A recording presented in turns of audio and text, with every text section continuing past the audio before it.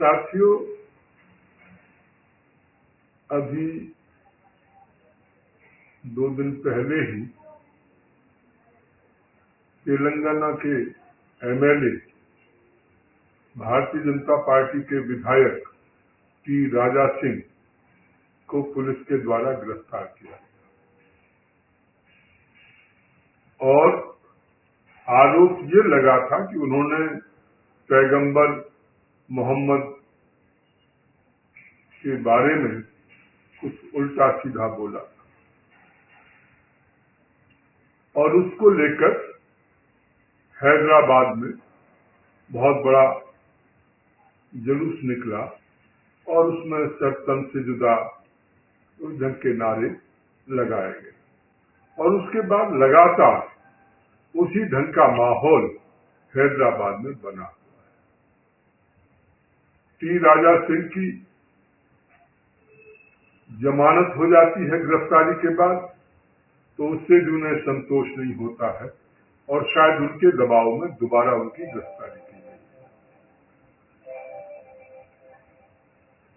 और सर तन से जुदा के जो नारे लगा रहे हैं उनके विरोध में किसी के द्वारा कोई कार्रवाई नहीं की जा रही और वैसे भी मुल्ला मौलवी जो भी हिंदू देवी देवताओं के बारे में कुछ उल्टा सीधा बोलते रहते हैं, उनके खिलाफ कभी भी कहीं भी कोई कार्रवाई नहीं होती है। और इधर बीजेपी हिंदुत्व के नाम पर वोट लेती है, हिंदुत्व के नाम पर सब जगह अपने आप को आगे बढ़ाने की कोशिश करती है और हिंदुओं को ही वो प्रोटेक्ट नहीं करती। हिंदुओं की बात छोड़िए, अपने जो कार्यकर्ता हैं उनको भी वो प्रोटेक्शन नहीं देती।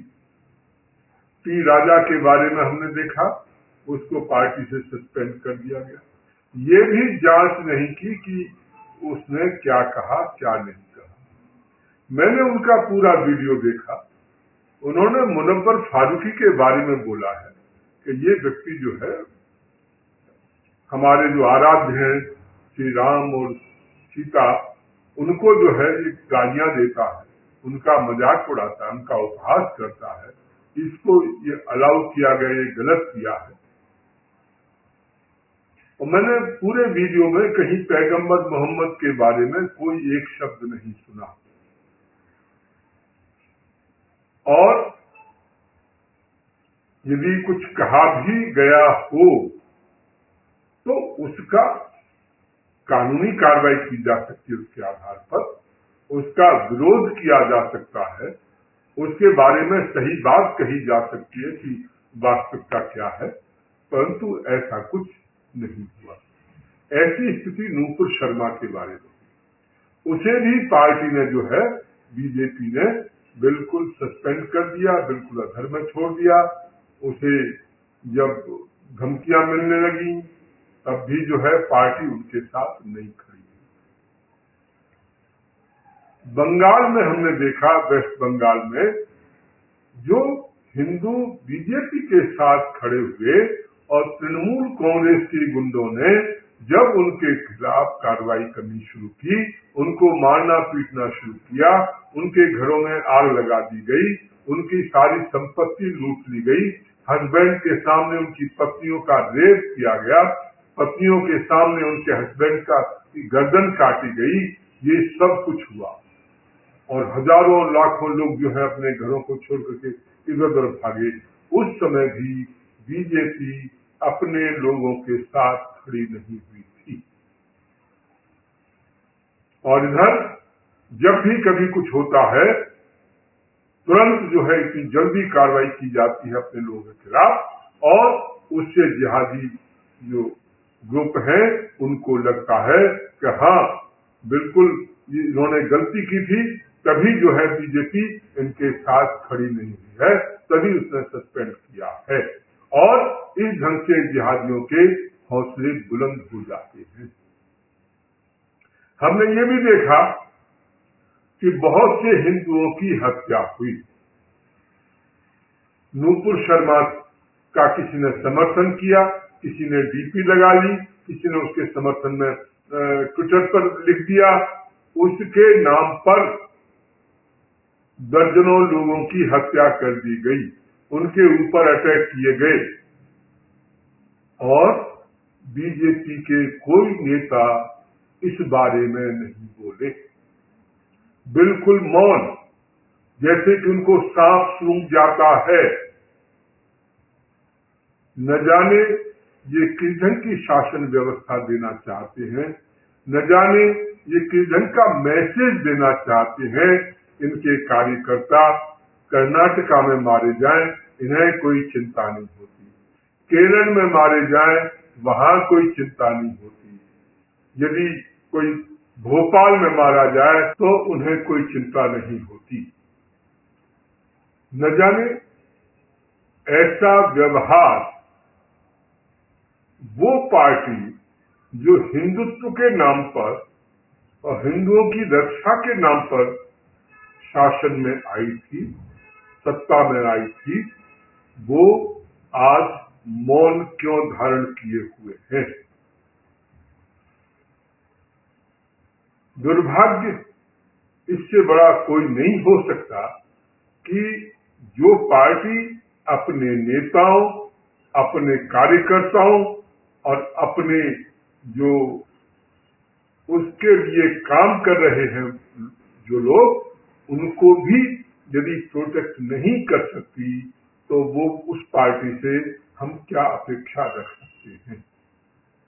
साथियों, राष्ट्रवादी पार्टी ने पहले भी कहा था, जब नूपुर शर्मा का केस हुआ था, कि राष्ट्रवादी पार्टी नूपुर शर्मा के साथ है, क्योंकि उन्होंने जो भी कुछ कहा है वो कुरान शरीफ और हदीसों में जो लिखा हुआ है उसी के आधार पर उन्होंने बोला है।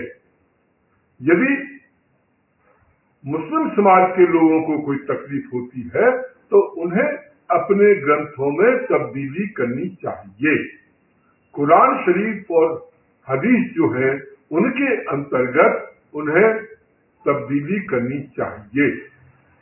और ऐसे अनेक मौलाना हैं, इवन जाकिर हुसैन, जो कि नूपुर शर्मा ने जो कुछ कहा था उसको बहुत से स्थानों पर बहुत बार जाकिर हुसैन ने उसको बोला है कि हाँ, मोहम्मद साहब ने ऐसा किया था।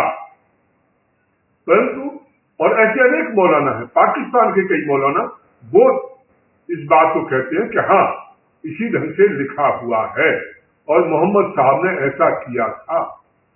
तो जो लिखा हुआ है आपके ग्रंथों में, यदि इसमें भी आपको तकलीफ है कि जो आपके ग्रंथों में लिखा हुआ है उसको कोई न कहे, तो इसका तो कोई मतलब नहीं होता। मैं मुस्लिम समाज के जो भी नेता हैं, चाहे वो राजनीतिक नेता हैं, चाहे वो धार्मिक नेता हैं, उनसे अनुरोध करूंगा, देखो ये सोशल मीडिया का जमाना है। आज हम हर चीज, पहले शायद लोग इतना पढ़ नहीं पाते थे, उनको इतनी जानकारी नहीं हो पाती थी। आज तो गूगल के माध्यम से और दूसरे माध्यमों से तुरंत जो है अपने मोबाइल पर जाकर के सब कुछ पढ़ लेते हैं, सब कुछ देख लेते हैं। कुरान शरीफ में क्या लिखा है, हदीस में क्या लिखा है, अब लोग जो है जानने लगे हैं, समझने लगे हैं। और इसलिए ये सर तन से जुदा या उस ढंग के दूसरे धमकी भरे नारे या कुछ लोगों की हत्या करके आप इनको खत्म नहीं कर सकते, क्योंकि लोगों को जानकारी होने लगी है। अच्छा तरीका ये होगा कि मुस्लिम स्कॉलर वो आए और दूसरे समाज के जो विद्वान हैं वो आए, आमने सामने बैठकर उस पर चर्चा करें कि वैसा है या नहीं है, क्या है, और उसके माध्यम से सत्य असत्य का सबको पता लग जाएगा। परंतु वैसा न करके, क्योंकि वो भी अपने मन में जानते हैं कि जो कुछ उन्होंने कहा है वो सही है और वो उसका प्रतिकार नहीं कर सकते, इसलिए धमकियां देना, डराना, मारने की धमकी देना, किसी की मारपीट करना, ये तरीका अपनाया जाता है। और ये तरीका हमेशा कमजोर लोग, डरपोक जो होते हैं, वही इस ढंग का तरीका अपनाया करते हैं। यदि साहस है तो वो उनके स्कॉलर्स आए और दूसरे स्कॉलर्स आए, आपस में बैठ के चर्चा करें और फिर देखें कि वहां पर क्या लिखा है, क्या नहीं लिखा है। वो अपनी बात कहें, दूसरे लोग अपनी बात कहें, लोग जो है सत्य असत्य को समझ जाएंगे। यही सत्य असत्य को जानने का, समझने का एक प्रॉपर तरीका है और उसका उपयोग इस समय किया जाना चाहिए। बहुत बहुत धन्यवाद।